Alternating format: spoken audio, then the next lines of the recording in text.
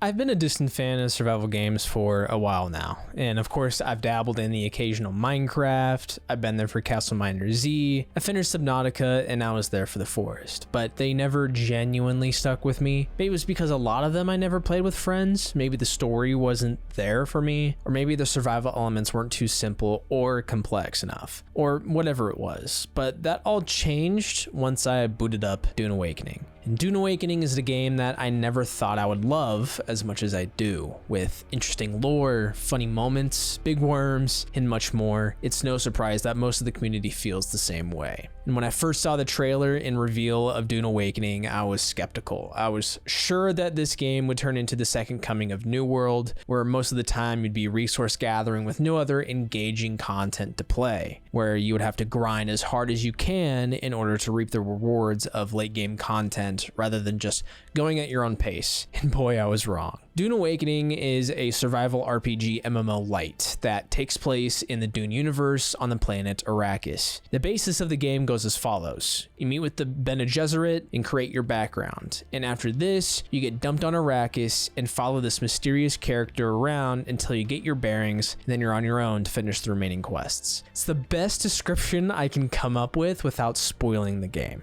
As an intro, I don't mind this at all. It thrusts you into the action of the Dune universe, quickly introducing you to its lore, its politics, and its systems. I swear this tutorial really only lasts 45 minutes to an hour, if even that, which is the sweet spot in my opinion when it comes to tutorials. You want to play the actual game as quickly as possible. During the actual beginning of the game, you get to know the basics, the most important of which is water. Water is a resource that is used for consumption, crafting, and everything in between. And that's what I love about the game. Everything you need to craft is mostly tied to one resource, which is integral to the story of the Dune universe. Water is an extremely limited resource, and during the early hours of the game, it's hard to come by. You have the choice of drinking straight from a dew flower, but you can only go up to 1 bar of hydration. You can siphon blood out of enemies, but you then must turn that blood into water.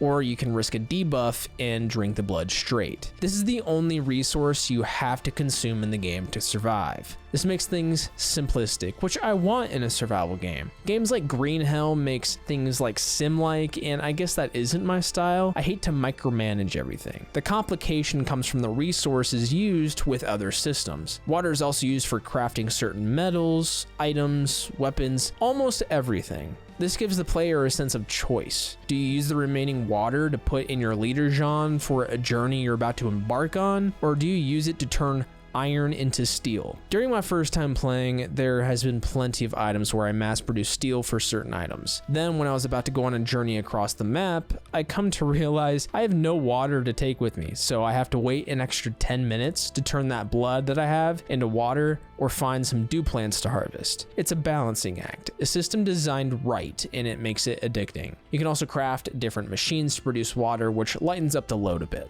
Another addicting gameplay system that Dune Awakening offers is base building. It's very intuitive and easy. All you have to do is craft a construction tool, equip it, gather the necessary materials, and build to your heart's content. You can expand your base if you want to, you can share a base with a friend, you can even build a damn castle if you want to. I even just saw a Instagram reel of someone paid another person to build their base. It's insane. And I've come across a few in my journey, and it's something to look forward to accomplishing when I eventually build a big area like that. I found in most survival games, crafting and building can be a bit tricky. Games like Minecraft do it best. Find the resource that looks the best for the build you want to make, build it any way you want, mission accomplished. Then there are games like The Forest where you set a blueprint for where you want things to go through like a multi-step process to harvest and then put things into place, then mission accomplished. Those are two sides of the coin that I enjoy most when it comes to building. What I don't enjoy in crafting games is when you need an ass load of materials just to build a simple base, where you need aluminum, steel, copper, porcelain, marijuana, and a pinch of vibranium just to build a fucking roof. I want to enjoy myself, not be an actual construction worker. In Dune Awakening, all you really need for a sustainable base is some granite you can find in any area. If you want a little extra, you can find some iron or maybe copper, which is the exact same way. And when you mine that mineral, you get a lot of it, especially when you upgrade your mining tool. It takes the creativity of Minecraft, in my opinion, and blends that with the systems of the forest, and you have Dune Awakening's crafting system. I love it. These aren't just to store your stuff either. Bases are used for the purposes of shelter from either sun exposure, sandworms, a spawn point, or Coriolis storms, the worst of the bunch. Just to dive into dangers of the game a bit,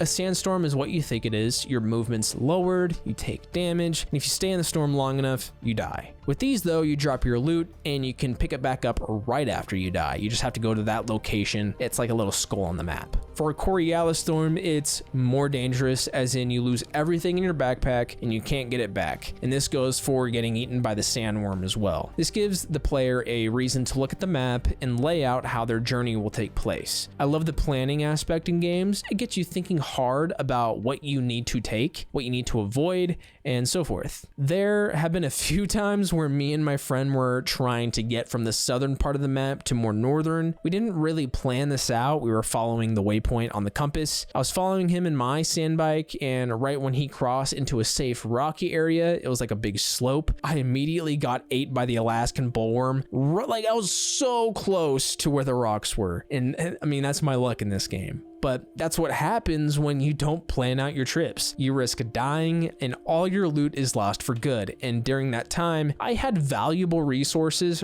for early game, like iron and steel. And this hurts, especially early game. You'll have to remake all your tools, weapons, armor, and the water you brought with you is now lost. Keep that in mind. Early game, you have limited means to get the most out of your mineral gathering. So it's like an hour or maybe 2 to get back to where you were. That's the grind of the game, and it's fun. Most people will hear me say that and be like, how is that fun? Well, when you play Minecraft and you lose all your diamonds, do you keep playing? Yes. The same thing happens here. Moving on from that, I want to get into the multiplayer aspect about the game. Early on, this game was marketed, for me and what I've seen, as an MMO. And just to temper everyone's expectation, this isn't exactly the stereotypical MMO we all know and love, like Final Fantasy XIV and World of Warcraft. This is very much like Conan Exile, but bigger and better. You'll of course run into other players near POIs and such, but it isn't as often as I thought it would be. You'll run into a lot more player-built bases than you will actual players. Normally, I would have a gripe against this because it would make things look barren, but with Dune, that's exactly the point. Sometimes you'll find bases abandoned and you can look through their stash. It adds to the world and makes it feel lived in my opinion. Early on during this game, what I would do to get some rare resources was go to bases that people have abandoned, like legitimately abandoned. It's like a gameplay mechanic. You can only have 2 bases at a time, and some people will just abandon one without getting all their resources out. And when that happens, it's available for everyone to get. So I would go into people's bases that they've either left unlocked or they've abandoned and just grab all their shit and leave. It was really fun. What makes Dune Awakening even more fun is if you play with a buddy or a group of friends. If you're a solo player, this doesn't mean that this game is not for you. This game is super friendly with solo players due to its RPG elements such as quests, leveling, and exploration. But when you play with some friends, the experience is heightened. Funnier moments, unexpected deaths, doing quests together makes the challenge easier, and when you get to the point of PvP, it's even more needed. If you have a friend that's interested in this game just like you, talk them into playing. You won't regret it. And just to summarize, what does this game do well? The first would be crafting and resource gathering. It's addicting, not too scarce, and scaled perfectly within different regions. The game also does multiplayer very well. It has awesome hubs where you can shop, meet your friends, and take in the view. The game also, from what I have seen, has almost no microtransactions, and if there is, it has never been a need for me to have, and I love it. And lastly, the combat, although not the most intricate, is passable, and I have a great time with it. You have have melee combat, which is pretty much, I would say, not the preferred way to play. What you can do is get some Mala pistols and rifles, and that's the preferred way to play, just third-person shooting. Now time to get into the not so great. The first thing I have to talk about is the performance of the game. For a high-end machine, this may differ, but for me, I have a 3070, and for me, I stutter from constant screen tearing, even with VSync enabled. My frames will fluctuate dramatically even when I lock them at 60, and sometimes it could even drop down to as low as 20 frames. This isn't something that takes away from my experience of the game as a whole. I'm just more resistant to stuff like this, more so than others, so take that as you will. Another negative I have is the fact that PvP is not that good and is locked to the deep desert. I love my PvE. It should be in every MMO like and should be the focus, but for PvP content, this game is lacking big time. And I wish there were more dedicated zones for PvP, level gated as well, so you don't have too many griefers. It does have those zones in this game, but for me, I have only run into one, and when I did run into it, there was no other players. It was just me and my friend going up against other enemies. You will get better loot in these areas, but I'm just warning you, you're probably not going to run into other players unless you're in a highly populated server. But why does this game make me fall in love with survival games again? It's simply because it's a video game-ass video game. In the famous words of Jake Baldino, it's just simple fun, and in the era of games like Schedule 1, Helldivers, Peak, Repo, and other games that have blown up on the internet, people are just looking for a fun-ass video game more so than ever. And here, avoiding the sandworm, fucking around in the buggy because you built the garage roof too low. Yeah, just as we get home. Okay, bro, fucking Christ. Dude, what the fuck? This shit don't want to fucking work for me. Dude, that's insane. Okay. Calm down, girl. Calm down. You're fine. Just get in there.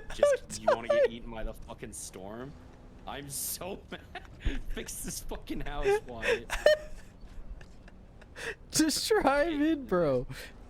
Dude, what do you think I'm trying to fucking do? Okay. Fix this. Oh, I'm gonna fucking kill myself. Take a sniff of that dank spice and go on a trip, going on an adventure with your best friend and taking on different bases, discovering Arcane for the first time and being blown away, or simply just playing the game and having 1 a.m. conversations with the homies. I have a full-time job. I work a couple 8s and a couple 12s. The only time I have to work on these videos are 3 days out of the week. On top of that, I work nights. I don't have a lot of time with friends. And when I do get the chance to hop on in the Discord and chop it up with the homies, it's a time I don't take for granted. And with the state of gaming, especially multiplayer, there aren't a lot of games I'm willing to spend my time and money on, especially with this YouTube channel where most of my time is spent on single player games. So when a game like this comes out and I can actually spend time with them in my adult years, it really does mean a lot to me. Minecraft, we really only have a 2-week period of playing. It's the 2-week Minecraft phase, everyone says. We played the forest when we actually had time a couple years back. I played Helldivers last year, but it kind of died off for me. Not so for my friends, but for me it did. And when games like these come around, I take the chance to buy and just have fun. I don't think twice about it. I don't want to take the time I have with friends for granted because the more I grow older, the less time I have. I fell in love with this game because it gave me time with my close ones. It gave me a good ass time. Every time I text my homie and say, hey, you want to hop on Dune? And you would be surprised how rare those sentences are sent nowadays. So bottom line, if you and your friends are looking to spend time on a game together, pick it up. And I know that was like surprisingly like a deep thing. I'm just saying, like, when you get older, you come to appreciate these experiences more often. And with Dune, at least, it's a game you should pick up. What also makes me fall in love with this game as well is the fact that they aren't afraid to dive into the Dune lore. That was the thing I was kind of afraid of coming into this game. It's coming from someone who knew nothing of the books or movies. I started playing in hopes I would become interested enough to dive into those mediums, and sure enough, I was hooked from the start. The game goes surprisingly in depth and about the universe and its rules. I don't want to spoil anything at all, but be sure not to skip any audio logs or cutscenes. You might end up stumbling your way into watching the movies and maybe even getting into some reading. So this brings me to the question on everybody's mind that's on the fence.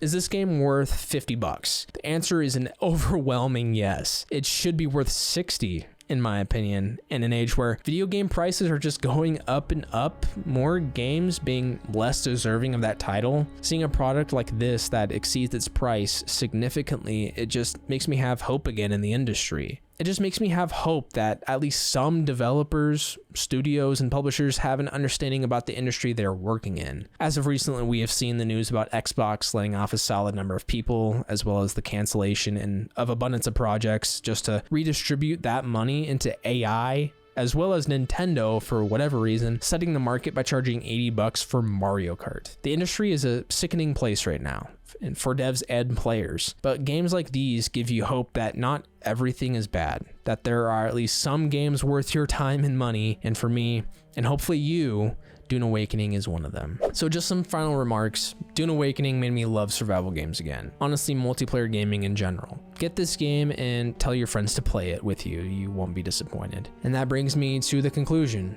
Thank you guys so much for watching and giving me a huge amount of support over on the Cyberpunk Phantom Liberty video. That was a really long project I worked on. That was recorded a year ago, and I finally built up the courage to spend a lot of time on it, and it's been paying off. So thank you guys so much for that. There's more to come. I have more projects in the works. I have a couple that I'm planning to release hopefully in the next couple months. You're not gonna wait a couple months. Hopefully this next video is gonna be out in like 2 weeks, and then after that maybe another 2 weeks. I'm gonna try to keep that schedule going, and hopefully I'll have some more free time.